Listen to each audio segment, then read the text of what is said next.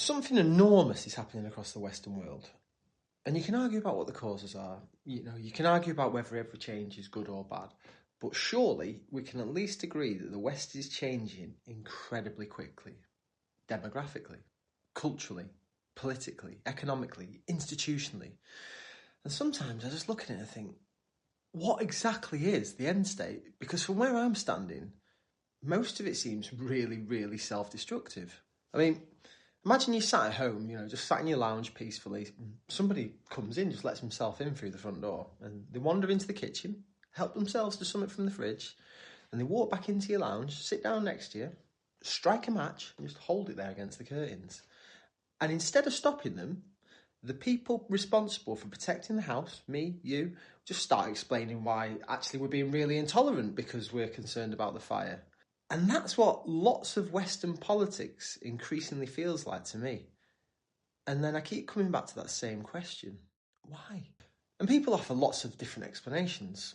Ideological capture, perhaps sections of our political and institutional class have become so convinced of a particular worldview that they simply cannot process information from outside of those parameters.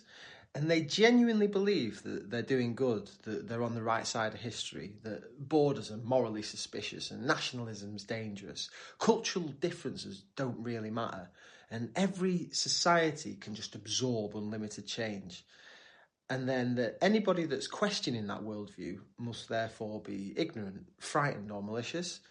And once you believe that mentality, protest, you become fanatical. Protest is not going to necessarily change your mind. It actually confirms your belief that you're fighting prejudice. So that's one possibility. And then there's obviously more darker theories, such as blackmail.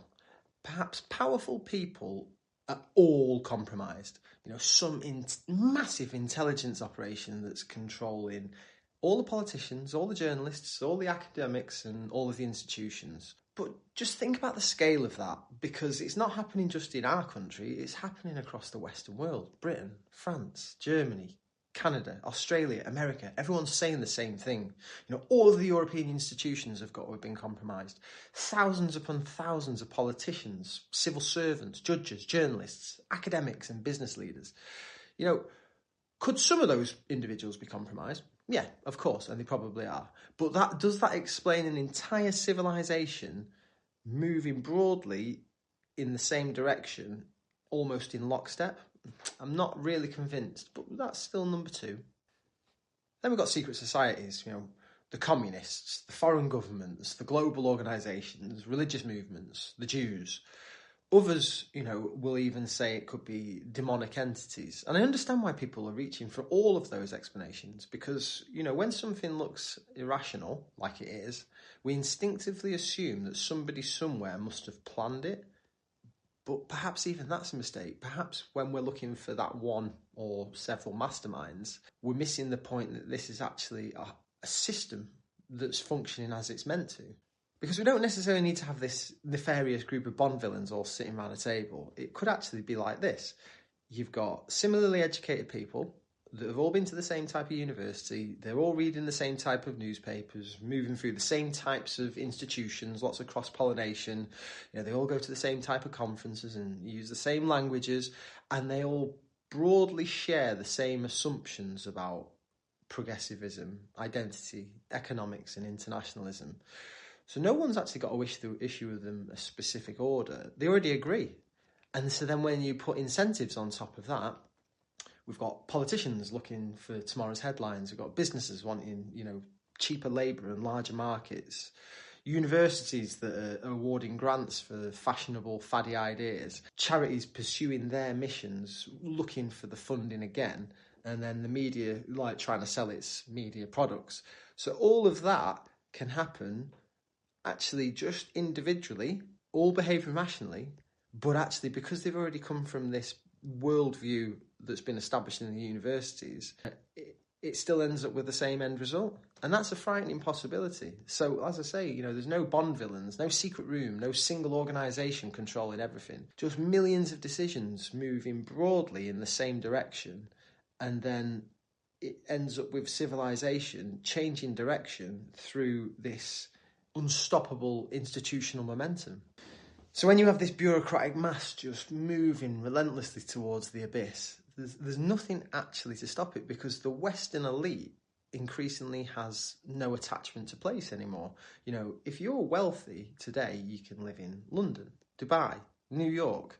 None of it matters, the place. Your kids can go to international schools. Your investments are all in the cloud and, you know, cross borders. Your career exists outside any sort of national networks. But the rest of us, ordinary people, we don't experience the world like that. You know, our wealth is probably tied into bricks and mortar in our home country. Our support network is our family that lives in our local town. That is where our identity lives. So our children's school matters. Our local hospital matters. The neighbourhood and the community matters. And the country matters. So perhaps what looks like betrayal from below, you know, from our worldview, from our position, actually looks like progress for those at the top. Two completely different experiences from the same policies. So with all that in mind, you know, the most important question still is like, what is the actual end state? You know, whether it's like some demonic entities, whether it's, you know, China and Russia seeking to destroy the West, you know, whether it's like the World Economic Forum, whoever trying to destroy us and enslave the people of the West, you know, what happens if they actually succeed? You know, would they think that all of the people across, you know, France, Britain, Germany, America, Australia, that we're just going to allow ourselves to be governed by whomever it is that wants to, you know, become our overlords? Are we all just going to wake up the following morning and go like, oh, well, fair enough? No, of course not. Human beings don't work like that. They don't operate like that. And you can see that today across the world. You know, look at in the news at Afghanistan today, what's going on there. Across Africa, where there's failed states.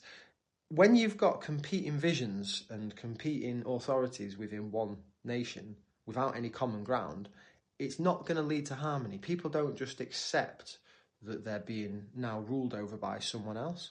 Instead, you're going to get fragmentation, parallel communities, tribal politics, radicalisation, and then most likely conflict. So even as a conspiracy theory, it has a massive problem if somebody's actually trying to destroy our nation. Because what's going to happen the day after they supposedly win? This is something that I thought about a lot, because on any level it doesn't make sense why you'd have essentially traitors within your own midst, within your own government, seeking to destroy the nation. Maybe instead there isn't actually that much of an exciting explanation. And the reason why it's happening across the whole of the West is because it's symptomatic of the state of the world right now. So maybe there isn't actually this grand end state or, you know, some evil overlords that are seeking our demise.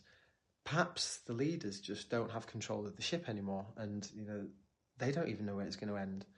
They're probably just managing one election cycle to the next, reacting rather than leading, and so focused on trying to maintain economic growth and avoiding bad headlines and appeasing all of these different activist groups. And as, you know, just trying to keep the country functioning and hoping that if they can kick it down the field long enough, then somebody 20 years from now can hopefully figure it out. But that would, to me, be the most likely reason what's going on, because there's just so many different competing groups and states and non-state actors and, you know, tech billionaires and all of these activist groups. And there obviously is some nefarious underhand stuff going on, but on a whole, I suspect that our leaders have just lost control. And that makes far more sense to me than there being any grand secret conspiracy. And the more we look back at history, we can see that it's full of systems that continued long after the warning lights came on about that they weren't actually doing any good.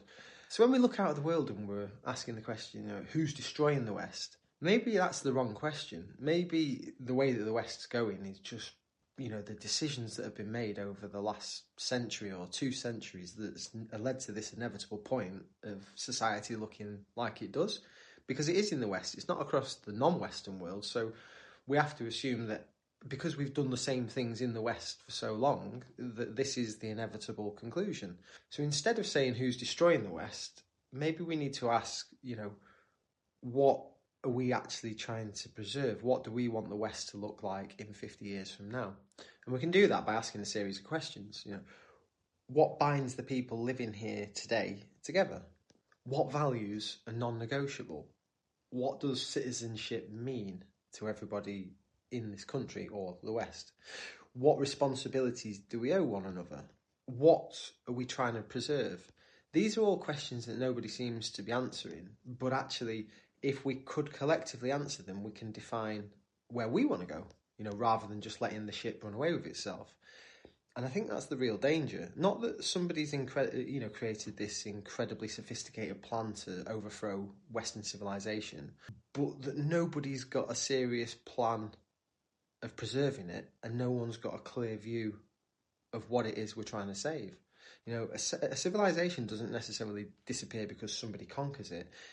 Sometimes it can just disappear because it creates its own doom, its own demise, and nobody knows how to stop it. And if that is happening, the answer isn't to be paranoid and become divided. It isn't, about scapegoating the Jews or blaming every Muslim. It isn't saying that there's this secret demonic society that's, seeking to compromise all of our MPs. It's probably something a bit more harder than that. We need to understand the system and how the system is functioning, how the system is like a bit of a runaway train, how to get a grip of it, how to challenge the bad decisions that are allowing it to happen, how we're going to demand competent leadership and rebuild this cultural confidence and honour our ancestors and their history. And through that, we can start to strengthen the communities as they exist today, restore that meaning of unified citizenship, and then force the leaders, or the new set of leaders that we allow to lead us, we force them to answer one very, very simple question. Where exactly are you taking us? Because if you are driving this vehicle and your predecessors have let it run away with itself, you need to be in control. You need to know the destination. And all of the passengers, us, have a right to ask for the keys if you deviate from that route. The sleepers are waking up.